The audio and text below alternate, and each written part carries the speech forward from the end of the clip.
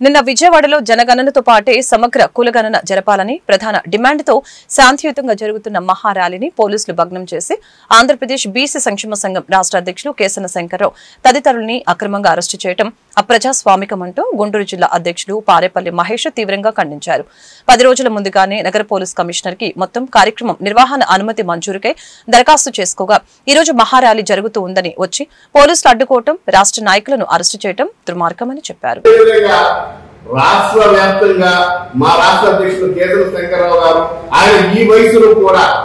ఆయనకి సుమారు 75 సంవత్సరాలు పైబడినా కూడా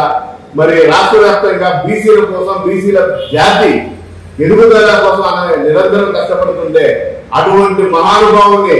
ఏదైతే అరెస్ట్ చేశారో అది తీవ్రంగా ఖండిస్తూ రాష్ట్ర వ్యాప్తంగా కూడా బీసీలు మానసిక